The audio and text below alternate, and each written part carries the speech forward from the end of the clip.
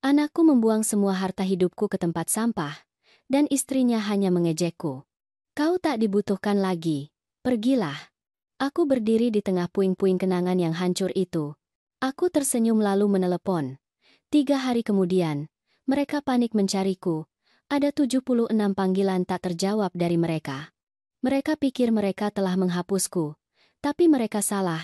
Hal pertama yang kusadari bukanlah rumah itu, melainkan tumpukan barang. Truk pikapku mengerang berhenti di depan tempat yang dulu terasa seperti rumah, dan di sanalah ia, segunung barang-barang yang berserakan di samping tempat sampah, seperti sampah kemarin. Kotak-kotak kardus robek, isinya tumpah ke aspal dalam kekacauan yang tak bisa kuproses. Itu barang-barangku. Pikiran itu menghantamku bahkan sebelum aku mematikan mesin. Tanganku tetap mencengkeram kemudi. Buku-buku jari memutih menekan kulit usang. 3 hari memancing di danau membuatku lelah tapi damai. Kedamaian itu menguap seperti kabut pagi. Aku keluar perlahan. Sendi-sendiku protes setelah perjalanan panjang. Sore di bulan Mei yang sejuk itu membawa aroma hujan dan sesuatu yang lain. Bau lembab pakaian yang terlalu lama di luar. Sepatu kerjaku berderak di atas kerikil saat mendekati tumpukan. Setiap langkah terasa lebih berat dari sebelumnya. Di sana, setengah terkubur di bawah lilitan jaket tebal, ada foto itu. Foto pernikahan kami 42 tahun lalu. Kaca itu retak diagonal melintasi wajah mendiang istriku. Senyumnya terbelah oleh garis bergerigi. Lumpur menempel pada bingkai perak yang kupoles bulan lalu.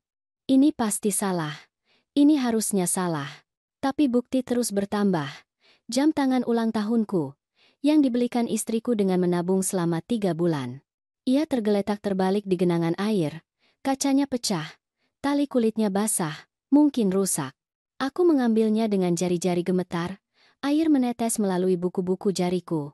Peralatan memancingku berserakan di mana-mana. Kotak umpan terbuka paksa. Umpan dan pemberat bercampur dengan peralatan dapur dan foto-foto lama. Joran yang kupakai selama 20 tahun tergeletak patah dua. Seseorang telah melemparkan seluruh hidupku ke jalanan dengan sembarangan, seperti sampah sungguhan. Kotak-kotak itu bercerita sendiri. Dikemas tergesa-gesa, diperlakukan kasar. Sobek di sudut-sudutnya karena diseret atau dijatuhkan. Namaku masih terlihat di satu sisi. Tertulis dengan tulisan tangan rapi mendiang istriku dari kepindahan terakhir kami. Tinta telah luntur di udara lembab, membuat namaku sendiri terlihat seperti kesalahan cat air. Kutemukan kemeja-kemeja kerjaku menumpuk. Yang kupakai di pabrik selama 30 tahun, noda oli dan segalanya, itu milikku. Kini tergeletak kusut dan kotor, terinjak-injak oleh siapapun yang menyeretnya keluar. Sepatu bagusku. Pasangan yang kusimpan untuk acara khusus, terbalik dengan lumpur tebal di solnya. Apa-apaan yang terjadi di sini? Pertanyaan itu membakar di dadaku saat aku berdiri dikelilingi puing-puing hidupku. Jendela-jendela tetangga tetap gelap meskipun ada keributan. Tak ada yang keluar untuk menjelaskan atau membantu. Seluruh jalan terasa kosong, seolah semua orang menahan napas dan menungguku menghilang. Ponselku bergetar di pinggul. Aku berlutut dan mengangkat kotak perhiasan mendiang istriku. Permukaan kayunya tergores dan salah satu sudutnya penyok. Lapisan beludru telah lepas, dan beberapa perhiasan berharganya berserakan di tanah. Cincin ibunya, yang kurencanakan untuk diwariskan kepada calon putri budi anakku kini tertutup debu, tergeletak di samping tutup botol dan puntung rokok. Kenyataan merasukiku seperti kabut dingin. Ini bukan kebetulan. Ini bukan kesalahan.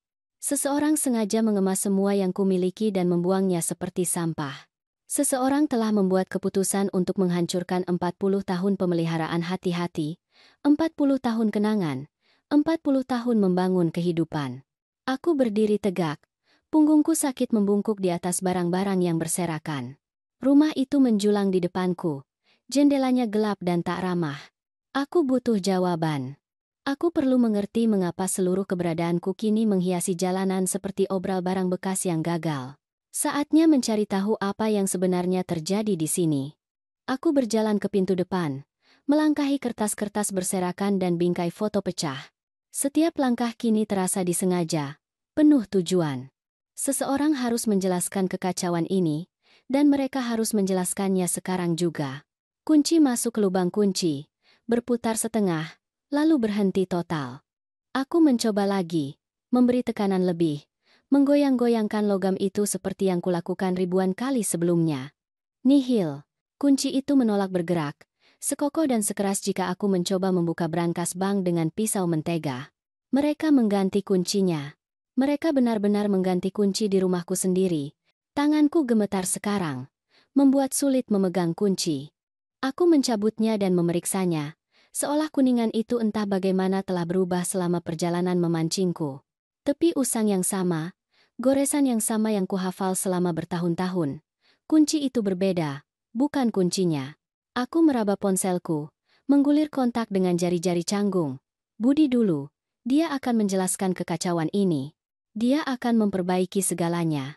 Telepon berdering sekali, 2 kali, 3 kali sebelum beralih ke pesan suara rekamannya yang ceria. Anda telah menghubungi Budi. Tinggalkan pesan dan saya akan menelepon Anda kembali, Budi. Ini ayah. Aku baru saja kembali memancing dan semua barangku ada di jalan. Mereka mengganti kuncinya. Apa yang terjadi? Telepon aku kembali segera. Aku mencoba Siti selanjutnya.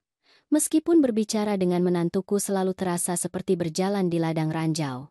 Hasil yang sama, langsung ke pesan suara. Pesannya lebih pendek, lebih tajam. Anda tahu apa yang harus dilakukan. Berdiri di teras depan rumahku sendiri, terkunci di luar seperti orang asing, aku merasakan sesuatu yang dingin merayap di perutku. Ini bukan salah paham atau perbaikan darurat. Seseorang telah merencanakan ini.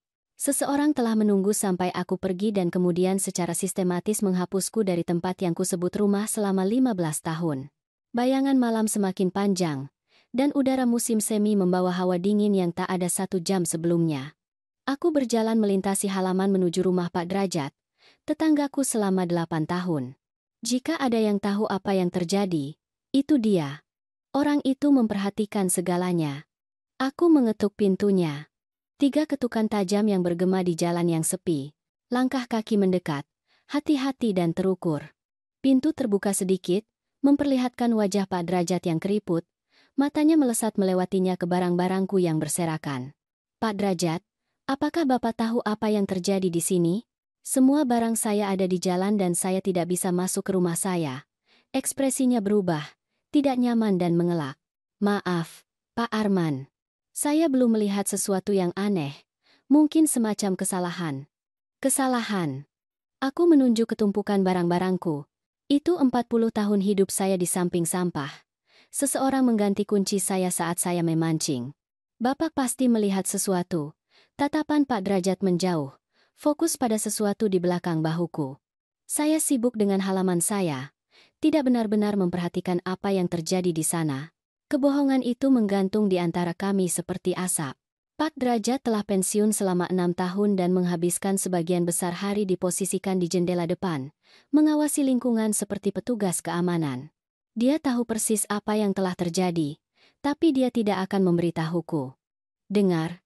Jika Anda butuh tempat untuk menelepon atau menunggu keluarga Anda dipersilakan untuk. Terima kasih, tapi saya akan urus sendiri. Dia segera menerima, jelas lega. Yah, saya harap Anda bisa menyelesaikannya. Pintu tertutup pelan, meninggalkanku sendirian di terasnya. Bahkan Pak Derajat, yang sering meminjam alatku dan berbagi kopi di malam hari, membelakangiku. Apapun yang terjadi di sini, seluruh lingkungan terlibat atau terlalu takut untuk ikut campur. Aku kembali ke barang-barangku. Setiap langkah lebih berat dari yang terakhir. Tumpukan itu terlihat lebih menyedihkan di bawah cahaya yang meredup, seperti sisa-sisa seluruh keberadaan seseorang yang tumpah untuk dilihat dunia. Aku menemukan kursi teras tua di antara puing-puing. Bingkai aluminiumnya bengkok tapi masih berfungsi, dan meletakkannya di samping kotak terbesar. Ponselku tidak menunjukkan pesan baru.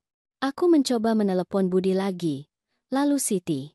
Kedua panggilan langsung masuk ke pesan suara tanpa berdering kali ini. Entah ponsel mereka mati, atau mereka sengaja menghindariku. Mengingat bukti di sekitarku, aku bertaruh pada yang terakhir. Jalanan menjadi lebih sepi saat waktu makan malam mendekat. Rumah-rumah lain menunjukkan tanda-tanda kehidupan. Lampu menyala, pintu garasi terangkat saat orang-orang pulang kerja. Tapi tak ada yang berhenti untuk bertanya apakah aku butuh bantuan. Atau untuk bertanya-tanya mengapa seorang pria tua duduk di antara kantong sampah berisi harta benda. Semua orang sepertinya tahu sesuatu yang tidak kuketahui. Aku duduk lebih dalam di kursi, menarik jaketku lebih erat melawan udara dingin. Permainan apapun yang dimainkan di sini, rupanya hanya aku yang tidak tahu aturannya. Tapi aku telah belajar kesabaran dalam 65 tahun hidup, dan sifat keras kepala dalam 30 tahun bekerja di pabrik. Aku bisa menunggu. Mereka pasti akan pulang pada akhirnya, dan ketika mereka melakukannya, aku akan mendapatkan jawabanku. 4 jam berlalu seperti pendarahan lambat. Aku sudah melihat sebagian besar barang-barangku saat mobil mereka masuk ke jalan masuk. Beberapa barang masih bisa diselamatkan. Pakaian yang bisa dicuci, buku-buku yang hanya basah. Barang-barang lain rusak tak bisa diperbaiki. Korban pengusiran tergesa-gesa mereka. Jam tangan ulang tahun pasti hilang. Mukanya berawan oleh kelembapan dan jarumnya berhenti di pukul 2:07. Lampu depan mobil mereka menyapu tumpukan saat Siti memarkir, menerangi kekacauan itu seperti tempat kejadian perkara. Aku bangkit dari kursi teras. Sendi-sendiku menjerit setelah berjam-jam duduk di udara dingin. Rasa lega membanjiriku terlepas dari segalanya. Akhirnya, seseorang yang bisa menjelaskan mimpi buruk ini. Budi keluar dari sisi penumpang. Gerakannya hati-hati dan disengaja. Dia terlihat lebih tua dari usia 42 tahunnya. Bahunya terkulai di bawah beban yang tak bisa kuidentifikasi. Siti keluar dari sisi pengemudi dengan efisiensi cepatnya yang biasa.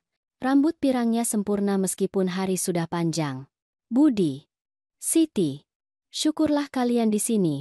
Aku berjalan ke arah mereka, menunjuk ke barang-barang yang berserakan. Apa yang terjadi? Mengapa barang-barangku di jalan? Aku tidak bisa masuk ke rumah. Seseorang mengganti kuncinya saat aku memancing. Siti tidak berhenti melangkah, berjalan melewatiku seolah aku tak terlihat. Dia menarik kantong belanjaan dari bagasi dengan gerakan tajam dan marah. Ketika dia akhirnya menatapku, ekspresinya cukup dingin untuk membekukan air. Karena Anda tidak dibutuhkan di sini lagi, Pak Arman. Kata-kata itu menghantamku seperti pukulan fisik. Aku benar-benar mundur selangkah, berkedip karena kebingungan. Maksudmu, tidak dibutuhkan. Ini rumahku. Aku tinggal di sini.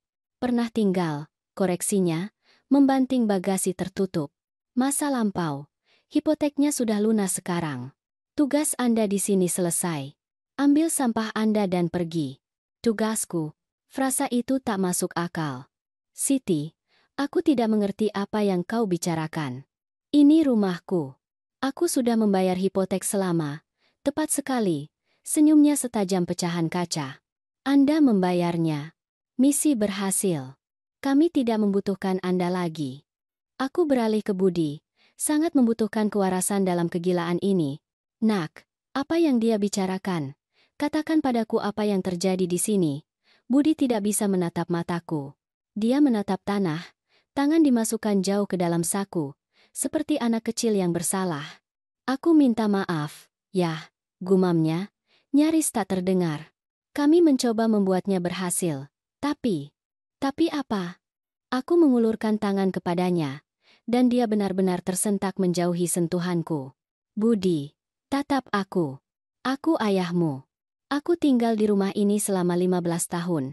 Aku membayar belanjaan, utilitas, perbaikan. Ini rumahku. Siti mengeluarkan suara seperti keramik pecah. Rumah Anda? Anda itu penyewa, Pak Arman. Penyewa yang sangat berguna, yang membayar semua tagihan kami dan tidak meminta imbalan apapun. Tapi penyewa bisa diusir ketika mereka tidak lagi nyaman. Kekejaman itu mencuri napasku. Aku melihat di antara mereka, anakku menghindari tatapanku, menantuku tersenyum dengan kepuasan yang jelas. Lampu jalanan melemparkan bayangan kasar di wajah mereka, membuat mereka terlihat seperti orang asing. Aku membantu kalian membeli rumah ini, kataku perlahan, setiap kata terukur hati-hati. Ketika kalian tidak memenuhi syarat untuk hipotek, aku ikut menandatangani. Ketika kalian tidak bisa membayar, aku menalangi. Ketika kalian butuh uang muka untuk mobil Budi, aku memberikan tabunganku, semua yang kumiliki. Anda memberikannya kepada keluarga ini, dan kami berterima kasih, kata Siti dengan ketulusan palsu.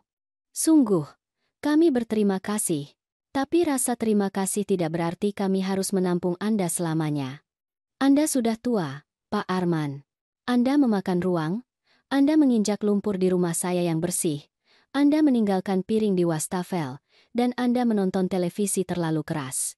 Kami ingin hidup kami kembali. Budi bergeser tak nyaman tapi tak mengatakan apa-apa. Anakku sendiri, berdiri di sana sementara istrinya membongkar hubungan kami dengan presisi bedah.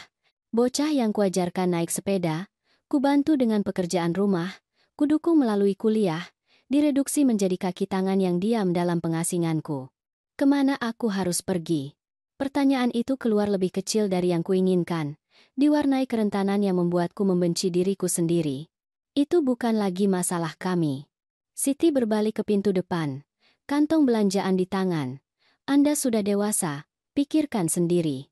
Budi, aku mencoba sekali lagi, menaruh setiap ons otoritas ayah pada namanya. Tatap aku, nak. Dia mengangkat matanya hanya sesaat, dan apa yang kulihat di sana lebih buruk dari kebencian. Itu adalah kehampaan. Ketidakpedulian total, kosong, seolah aku sudah mati baginya. Kuncinya sudah diganti, teriak Siti dari balik bahunya. Jangan coba masuk, saya akan panggil polisi jika perlu. Pintu depan terbuka dan dibanting tertutup. Aku ditinggalkan sendirian di bawah lampu jalan dengan barang-barangku yang berserakan. Lampu teras berkedip menyala, lalu segera mati. Pesan yang jelas bahwa aku bahkan tak disambut dekat pintu masuk. Aku berdiri di sana untuk waktu yang lama, memproses apa yang baru saja terjadi. 42 tahun menjadi ayah, terhapus. 15 tahun kemurahan hati, dilupakan. Seumur hidup cinta dan pengorbanan, dibuang seperti tagihan yang tidak nyaman. Tapi di bawah rasa sakit, sesuatu yang lain tumbuh. Sesuatu yang lebih keras dan lebih dingin daripada udara malam. Mereka pikir mereka bisa menggunakanku dan membuangku seperti sampah. Mereka pikir mereka bisa mencuri semua yang kuperjuangkan, lalu mengunciku dari hidupku sendiri. Mereka akan segera tahu betapa salahnya mereka. Pintu tertutup dengan bunyi klik definitif yang beresonansi di tulangku. Aku berdiri di sana, membeku di trotoar, menatap rumah yang telah menjadi rumahku selama 15 tahun. Lampu teras meredup lagi, meninggalkanku dalam cahaya kuning lampu jalan. 8 tahun. 8 tahun sejak percakapan di dapur itu ketika Budi menatap mataku dan berjanji bahwa kami akan selalu menjadi keluarga. Suaranya kembali padaku, lebih muda dan penuh harapan. Yah, jika ayah membantu kami dengan hipotek, kita akan selalu bersama. Ini rumah keluarga kita sekarang. Aku bisa melihatnya begitu jelas dalam ingatanku. Bersandar di meja dengan ekspresi sungguh-sungguh yang diwarisinya dari ibunya. Siti juga ada di sana. Rambutnya lebih pendek saat itu, senyumnya lebih hangat, atau mungkin hanya terlihat lebih hangat karena aku ingin mempercayainya. Anda akan selalu punya rumah bersama kami, Pak Arman, katanya, menggunakan nama formalku seperti yang selalu dia lakukan saat itu. Kami ingin Anda merasa ini juga tempat Anda. Betapa naifnya aku. Betapa putus asanya untuk percaya anakku masih membutuhkanku, masih menginginkanku dekat. Istriku telah tiada 2 tahun saat itu, dan rumah terasa terlalu kosong, terlalu sepi. Ketika Budi menelepon tentang masalah hipotek mereka, aku langsung menyambut kesempatan untuk membantu, bukan hanya dengan uang, tetapi untuk memiliki tempat lagi. Keluarga menjaga keluarga, kataku kepada mereka, menandatangani surat-surat yang membuatku bertanggung jawab atas utang mereka. Tentu saja aku akan membantu. Budi memelukku hari itu, benar-benar memelukku, sesuatu yang tidak dia lakukan sejak masa remajanya. Aku janji, ya, ayah tidak akan menyesali ini. Ayah tidak akan pernah menyesali ini. Kata-kata itu terasa pahit sekarang. Aku memikirkan perubahan bertahap, bagaimana beberapa tahun pertama berjalan baik. Makan malam keluarga, perayaan hari raya. Budi meminta nasihatku tentang masalah pekerjaan. Aku merasa berguna, dibutuhkan. Tetapi sekitar tahun 2020, segalanya mulai berubah. Undangan makan malam menjadi lebih jarang, percakapan menjadi lebih pendek, pendapatku ditolak lebih cepat. Pada tahun 2023, aku makan sebagian besar sendirian di kamarku. Siti akan menghela napas ketika aku menggunakan dapur, seolah kehadiranku adalah ketidaknyamanan yang hampir tidak dia toleransi. Budi berhenti meminta nasihat dan mulai menatap melaluiku alih-alih padaku. Pola itu jelas sekarang. Dilihat dari sisi pengkhianatan ini, semakin dekat kami melunasi hipotek, semakin buruk mereka memperlakukanku. Seolah kegunaanku memiliki tanggal kedaluarsa yang terikat langsung dengan saldo pinjaman. Setiap pembayaran yang kubuat menuju utang mereka adalah satu langkah lebih dekat menuju pengusiranku. Mereka telah merencanakan ini. Mungkin tidak dari awal, tapi tentu saja selama berbulan-bulan. Kau tidak mengganti kunci karena dorongan hati. Kau tidak mengemas seluruh hidup seseorang dalam kotak tanpa direncanakan. Ini telah dihitung, metodis, diatur waktunya dengan sempurna untuk perjalanan memancingku. 8 tahun pembayaran hipotek. 8 tahun membeli belanjaan, membayar utilitas, menalangi perbaikan. 8 tahun percaya aku berinvestasi dalam keluarga, padahal aku sebenarnya mendanai penghapusanku sendiri. Aku menarik jaketku lebih erat melawan dinginnya malam. Tinggal di sini merasa kasihan pada diriku sendiri tidak akan mengubah apapun.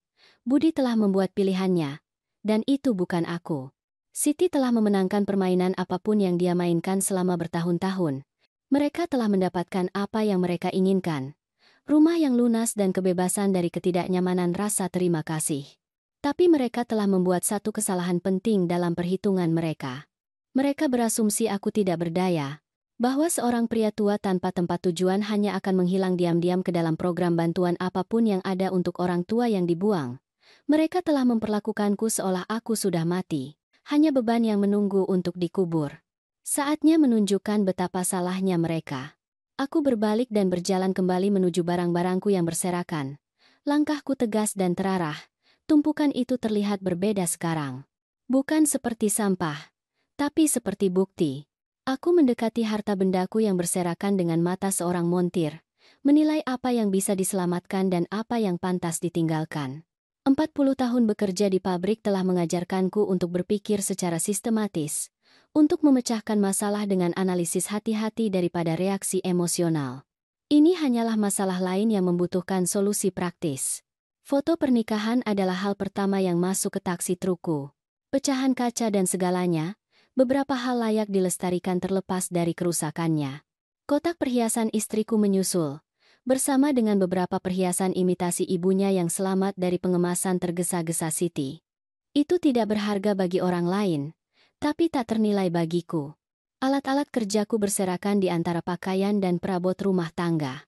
Kunci soket yang kumiliki selama 30 tahun, masih dalam kondisi sempurna. Level yang membantuku membangun rumah pohon Budi ketika dia berusia 8 tahun, alat-alat ini memiliki nilai di luar sentimentalitas. Mereka mewakili keterampilan dan kemampuan yang Budi dan Siti telah lupa kumiliki. Aku memuatnya dengan hati-hati ke bak truk. Setiap kunci pas dan obeng menemukan tempatnya yang tepat di kotak peralatan. Organisasi penting. Persiapan penting. Jika aku harus membangun kembali hidupku dari awal di usia 65, aku akan membutuhkan setiap keuntungan yang bisa kukumpulkan. Pakaian adalah anugerah yang campur aduk. Sebagian besar kemeja kerjaku utuh, bersama beberapa pasang jin dan jaket musim dinginku. Pakaian formal rusak. Setelan yang kupakai untuk pemakaman istriku ternoda dan kusut tak bisa diperbaiki. Tapi aku tidak akan membutuhkan pakaian formal untuk apa yang akan datang. 3/4 tahun aku bekerja untuk menafkahi keluarga ini. Pertama istriku dan bayi Budi, ketika uang sedikit dan pekerjaan pabrik tidak pasti. Kemudian Budi sendirian melalui masa remajanya, biaya kuliah, dan perjuangan karir awal. Akhirnya, Budi dan Siti membantu mereka mencapai stabilitas kelas menengah yang tak pernah bisa kucapai untuk diriku sendiri. Saatnya untuk hasil atas investasi itu, bak truk hampir penuh sekarang, dikemas dengan segala sesuatu yang penting.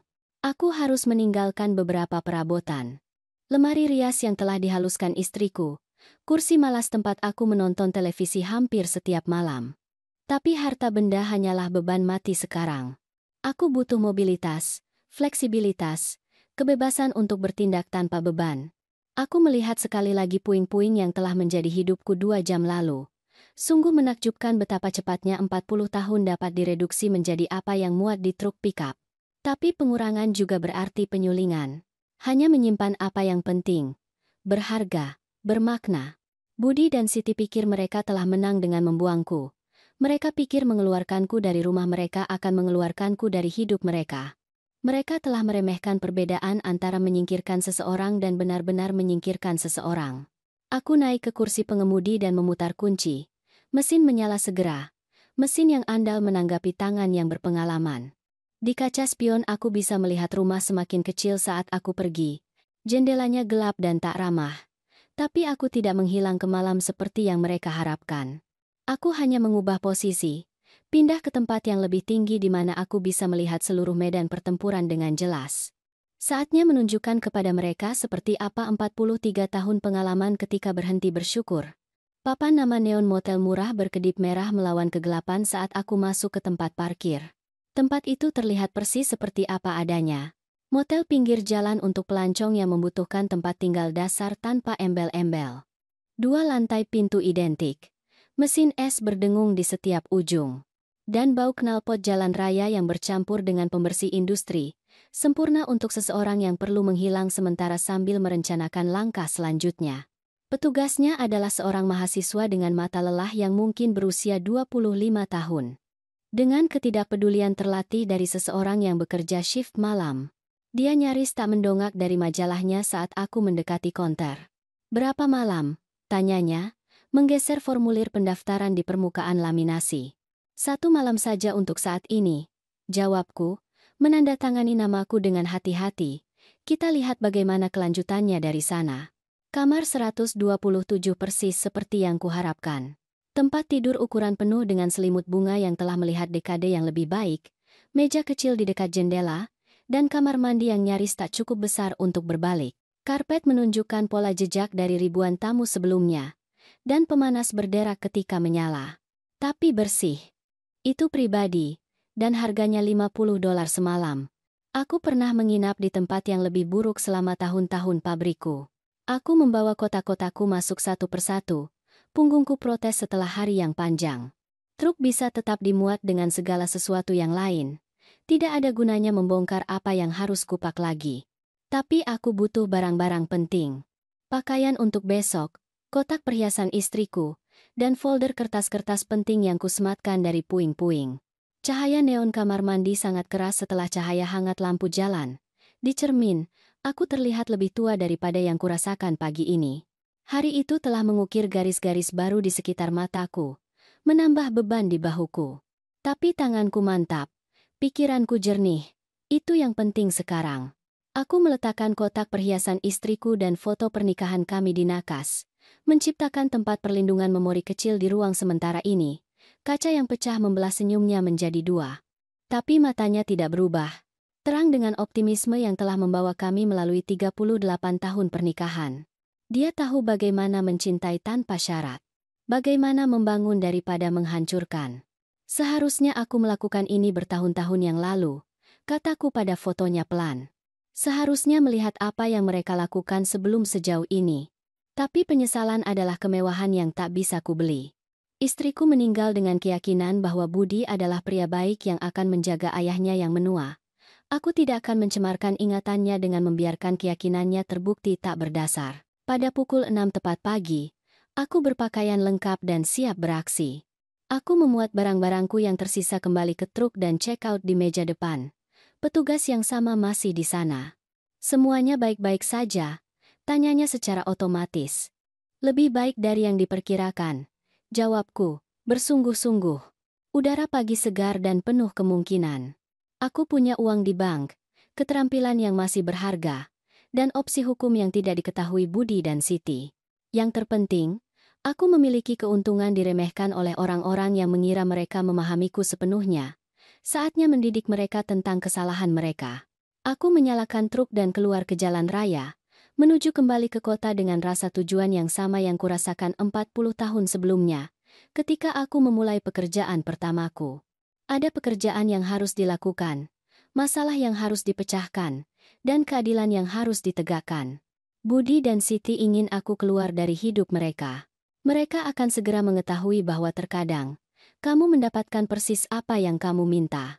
Richard Cruz ternyata adalah pria berbadan tegap di pertengahan 40-an. Dia memberi isyarat padaku untuk masuk ke kantornya dan menerima folder itu dengan perhatian cermat terhadap detail. Ceritakan padaku tentang situasinya dulu, lalu kita akan melihat dokumennya. Aku menjelaskan dasarnya tanpa hiasan emosional. 8 tahun pembayaran hipotek, kehancuran bertahap hubungan keluarga, pengusiran mendadak dan penggantian kunci. Cruz mengangguk sesekali, membuat catatan di pad hukum. Sekarang mari kita lihat apa yang dokumen katakan. Dia menyebar dokumen di mejanya. Secara sistematis memeriksa setiap halaman dengan perhatian metodis yang kukenal dari kebiasaan kerjaku sendiri. Ketika dia sampai pada akta asli dan perjanjian hipotek, alisnya terangkat sedikit. Pak Arman, menurut dokumen-dokumen ini, Anda adalah pemilik tunggal properti yang dimaksud. Kata-kata itu menggantung di udara seperti asap dari obor las.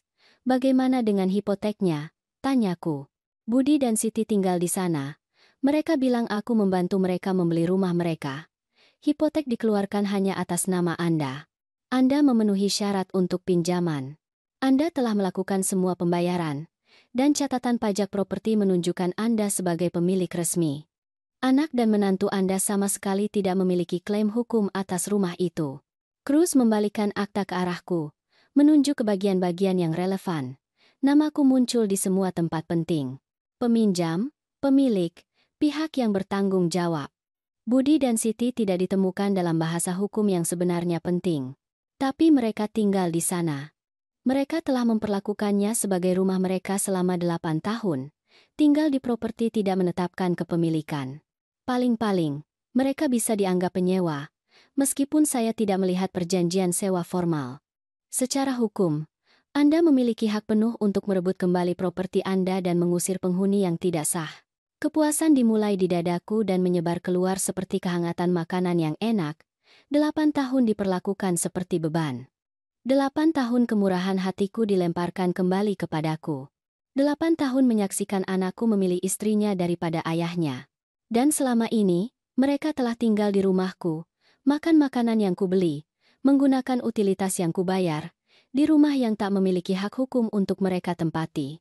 Apa pilihan saya? Tanyaku. Menjaga suaraku tetap stabil meskipun emosi memuncak. Anda bisa menuntut mereka segera mengosongkan. Anda bisa memulai proses penggusuran formal. Anda bisa menjual properti itu dan memaksa mereka pindah.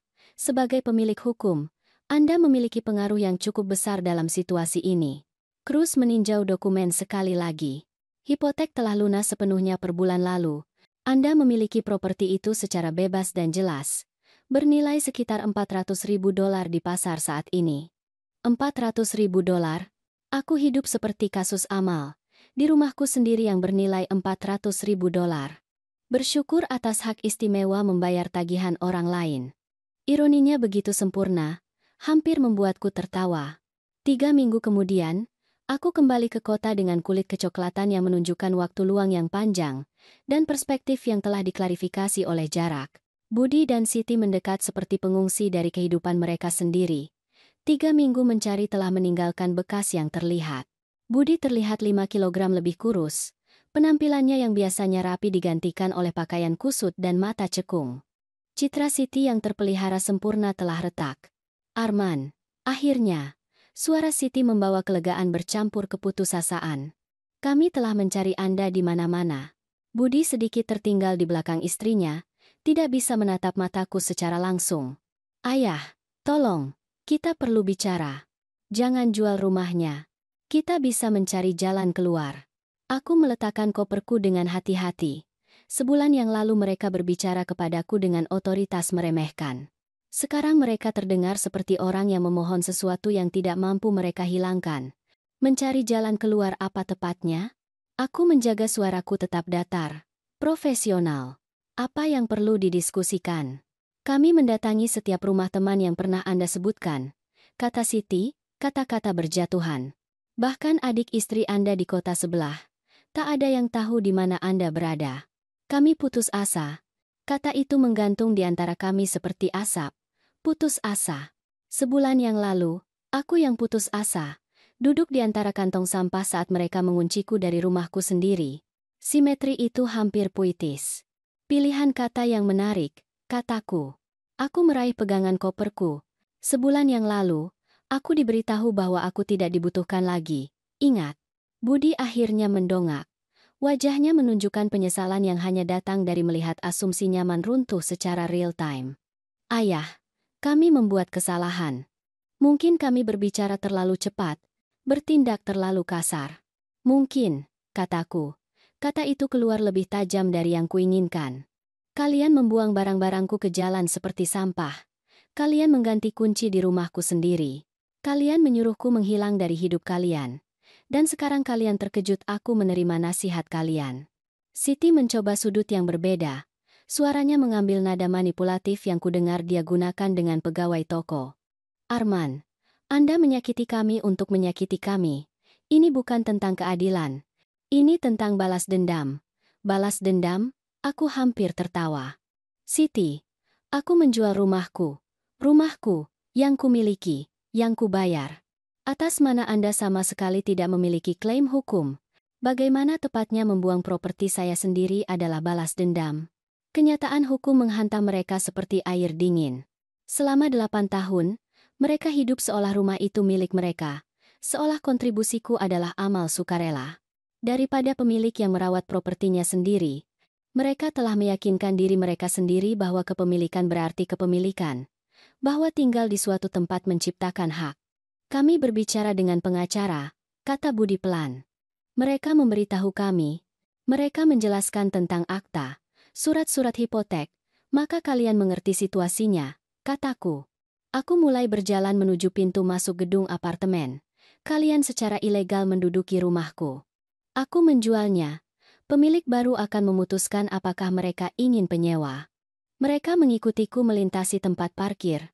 Keputusasaan mereka tumbuh semakin jelas di setiap langkah. Ayah, kami keluarga. Suara Budi pecah pada kata terakhir. Aku berhenti berjalan dan berbalik menghadapnya langsung. Keluarga? Sebulan yang lalu, kau berdiri di sana sementara istrimu memberitahuku bahwa aku tidak dibutuhkan lagi. Kau melihatnya membuangku seperti sampah, dan kau tidak mengatakan apa-apa. Kau memilih dia daripada aku, Budi. Itu keputusanmu. Dan kau membuatnya. Kami bisa membayar sewa, sela Siti dengan putus asa. Apapun yang pemilik baru inginkan, kami akan membayarnya. Itu antara kalian dan mereka, jawabku, melanjutkan jalanku menuju gedung. Aku akan memberi mereka nomor kalian jika mereka tertarik pada penyewa. Ketika Budi dan Siti mengetuk pintuku 20 menit kemudian, aku siap untuk mereka. Penjualan ditutup besok, kataku melalui rantai pintu. Kalian punya 1 minggu untuk mengemas barang-barang kalian dan mengosongkan properti. Setelah itu, kalian harus mendiskusikan pengaturan tempat tinggal dengan pemilik baru. Ayah, kami keluarga Anda. Suara Budi benar-benar pecah sekarang. Keluarga. Aku membuka pintu lebih lebar sehingga mereka bisa melihat wajahku dengan jelas. Sebulan yang lalu, kalian membuangku seperti sampah. Kalian memberitahuku bahwa aku tidak dibutuhkan. Kalian mengganti kunci di rumahku sendiri. Apakah kau ingat kata-kata persis itu, Siti? Ambil sampahmu dan pergi. Siti mencoba satu manipulasi terakhir. Kami bisa membayar sewa kepada pemilik baru. Kami punya kredit yang baik. Penghasilan stabil. Itu bukan lagi masalahku, jawabku. Aku mulai menutup pintu. Mereka ingin aku keluar dari hidup mereka. Selamat. Kalian mendapatkan persis apa yang kalian minta. Silakan. Budi meletakkan tangannya di kusen pintu. Kami akan melakukan apa saja. Kami bisa berubah. Kalian punya 8 tahun untuk berubah. 8 tahun untuk menunjukkan rasa terima kasih alih-alih hak. 8 tahun untuk memperlakukanku seperti keluarga alih-alih ATM yang nyaman. Aku menjauh dari pintu. Pemilik baru adalah pasangan muda dengan anak-anak. Mereka benar-benar akan menghargai rumah itu alih-alih memperlakukannya seperti sesuatu yang menjadi hak mereka. Pintu tertutup dengan bunyi klik lembut, memotong upaya terakhir mereka untuk negosiasi. 3 hari kemudian, aku berkendara ke utara, menuju wilayah danau. Pemandangan danau dan udara gunung menjanjikan kedamaian yang datang dari memilih tetanggamu sendiri. Alih-alih terjebak dengan kerabat yang mengacaukan kedekatan dengan kesetiaan, radio memainkan musik klasik saat aku berkendara melalui lanskap yang berubah. Setiap mil menempatkan lebih banyak jarak antara aku dan 8 tahun dianggap remeh. Budi dan Siti akhirnya akan menyelesaikan situasi tempat tinggal mereka. Mungkin pemilik baru akan menyewakannya kepada mereka. Mungkin mereka akan menemukan tempat lain. Bagaimanapun, mereka akan menghadapi masa depan mereka tanpa jaring pengaman yang mereka habiskan 8 tahun berasumsi akan selalu menangkap mereka. Keadilan tidak membutuhkan kekejaman, hanya konsekuensi.